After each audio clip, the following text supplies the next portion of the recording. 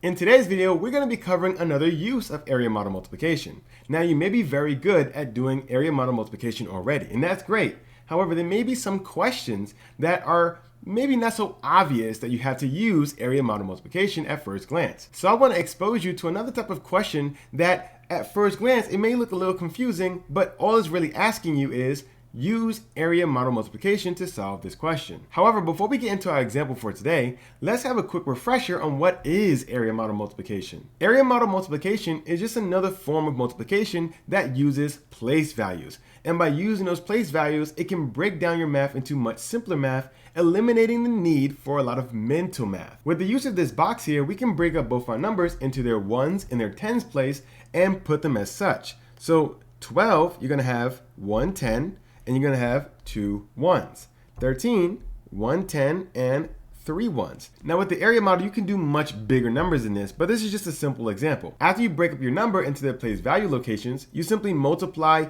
everything on the side by everything on the top in this way. You're going to do 10 times 10, you're going to do 10 times 2, 3 times 10, and then 3 times 2. So everything on the side gets multiplied by everything on the top. And you put the results in these boxes. So 10 times 10 is going to go here. And we know 10 times 10 is going to be 100. 10 times 2 is going to go here. And we know 10 times 2 is going to be 20. 3 times 10 goes here. And we know that to be 30. And then 3 times 2 is going to go here in our last box. And we know this to be 6. Once you have all of these, you simply add everything. So it's going to be 100 plus 20 plus 30 plus 6. And when you add all that, that's going to be your final answer, whatever this 12 times 13 equals. And we know that to be 156 if you were to add everything. So 12 times 13 is going to be 156. And this is how you do area model multiplication. Once you understand how to use your area model for multiplication, you'll be able to multiply any two numbers. However, what if I said that there's another use for your area model that is not as straightforward as multiplying two numbers? What if you were given a question that looked just like this for your homework, and all they asked you to do was find the missing numbers? Would you believe me if I said it's going to be super easy to do that using your area model for multiplication? Well, let's see how. Well, the first thing we want to do is let's draw our box. So we have a box here. And we want to fill this in as best we can. So we know we have a 24, so we have a 20 and our 4, right? We have 2 10s and we have 4 1s. And we don't know what this number is. We have a box here. However, we do know there's 1 10 here. So we put a 10 here. And then this is going to be a question mark. We have no idea what that is. Now we simply do the math here. We're going to fill this in as best we can with what information we're given. So 10 times 20 is going to be what? Well, this is going to be 200. 10 times 4 is going to be what? Well, this is going to be 40. Now we don't really know what goes into these other two places, right?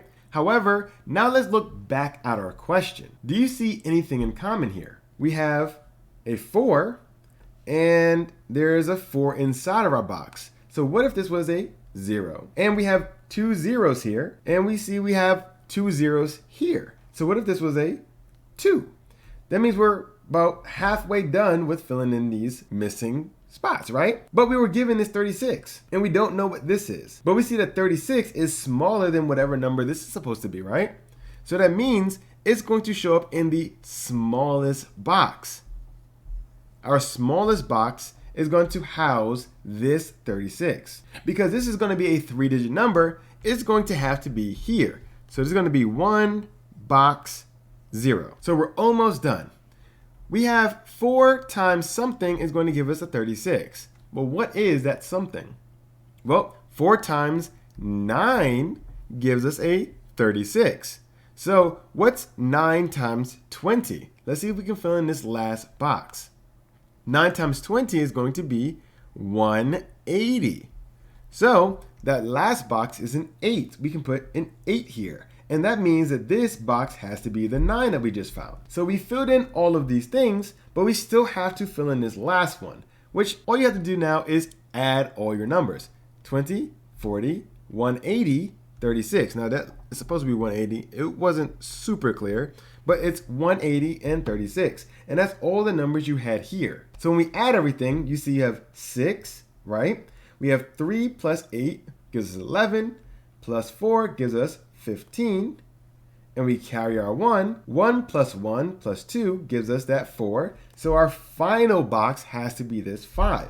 And our final answer is going to be 456. For this example, we weren't necessarily given our two numbers to multiply. However, we can easily find that if we take our time and utilize our area model. So if you're given a tricky looking example like this, don't just jump in there and try to solve it, but try to understand what it's asking you to really do. And this is just saying, can you use the area model to fill me in? Well, thank you for watching. I hope you learned something today. And if you did, be sure to leave a like and hit the subscribe button. See you again next week.